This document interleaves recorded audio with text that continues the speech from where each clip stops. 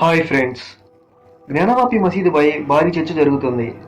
బాబరీ మసీద్ తర్వాత దాదాపు అంత పెద్ద వివాదం ఇదే అన్నట్టుగా పరిస్థితి మారింది.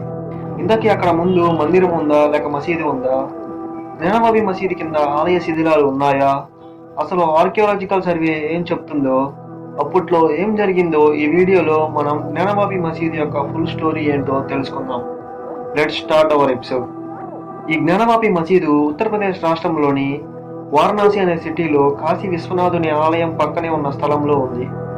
అయితే ఈ వివాదాన్ని అర్థం చేసుకోవాలంటే ముందు మనం చరిత్ర లోతుల్లోకి వెళ్ళి చూడాలి.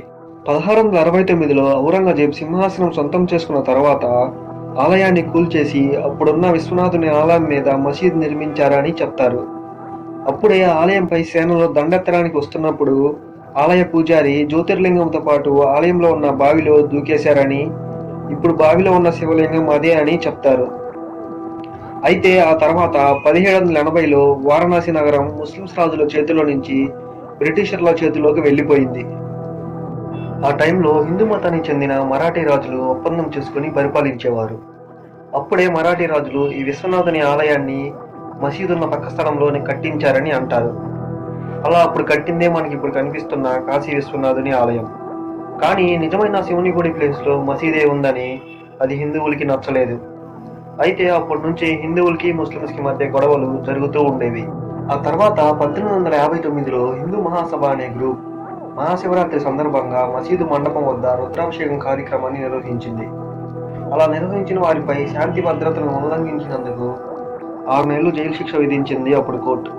అలా కొన్ని సంవత్సరాల తర్వాత మళ్ళీ ఈ మధ్య కాలంలోనే 2022న సివిల్ కోర్టుకి కాశీ జ్ఞానవాపి మసీదు ప్రాంగణంలో దక్షిణ గోడ వద్ద ఉన్న శృంగార గౌరీ విగ్రహాన్ని పూజించాలంటూ 5 హిందూ మహిళలు దాఖలు చేసిన పిటిషన్లపై విచారణకు కోర్టు స్వీకరించింది.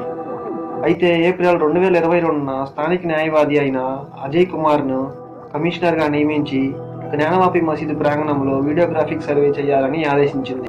అప్పుడు archaeological survey of India Gyanvapi మసీదుకు సంబంధించిన వాటిపై సర్వే చేసి 800 పేజీల నివేదికను ఏఎస్ఐ కోర్టుకు సమర్పించింది. ఇప్పుడు మనం ఈ ఆర్కియాలజికల్ సర్వే ఏం చెప్పిందో తెలుసుకుందాం. జ్ఞానవాపి మసీదు ప్రాంతంలో జరిగిన సర్వేల్లో హిందూ దేవతల విగ్రహాలు బయటపడ్డాయని ఏఎస్ఐ తెలిపారు. అయితే archaeological survey of India Gyanvapi మసీదు గోడలపై 3 తెలుగు శాసనాలను కనుగొంది. అవేంటో ఇప్పుడు తెలుసుకుందాం. నెంబర్ 1, మొదటి శాసనంలో 17వ శతాబ్దానికి చెందిన నారాయణ భట్లు కుమారుడు మల్లన భట్లు పేర్లు ఉన్నాయని స్పష్టంగా తెలియజేశారు. నెంబర్ 2, మసీదు లోపల దొరికిన 2వ తెలుగు శాసనం మీద గోవి గురించి ప్రస్తావించి ఉంది. గోవి అంటే అర్థం గోవులు గొర్రెలు కాపరులు అని. నెంబర్ 3, 3వ శాసనం ఉత్తరం వైపున్న ప్రధాన ద్వారం వద్ద ఉన్నదని ఏఎస్ఐ నిపుణులు కనుగొన్నారు.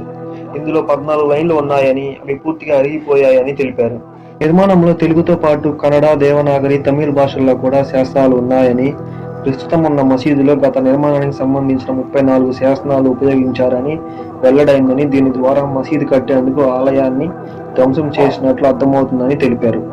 గతంలో పడగొట్టిన ఆలయానికి సంబంధించిన స్తంభాలను ప్రస్తుతం ఉన్న మసీదు నిర్మాణంలో ఉపయోగించినట్లు ఏఎస్ఐ సర్వేలో స్పష్టంగా తేలిందని పేర్కొన్నారు. ఇవన్నీ పరిశీలించిన కోర్టు జ్ఞానవాపి మసీదు శిలార్లో పూజలు చేసుకునేందుకు అనుమతించింది. పూజలు చేసుకునేలా వారం రోజుల్లో ఏర్పాట్లు చేయాలని కలెక్టర్ని కోర్టు ఆదేశించింది. ఈ వీడియో మీకు నచ్చితే లైక్ చేయండి. మరిన్ని వీడియోస్ కోసం మన యూట్యూబ్ ఛానల్ని సబ్స్క్రైబ్ చేయండి.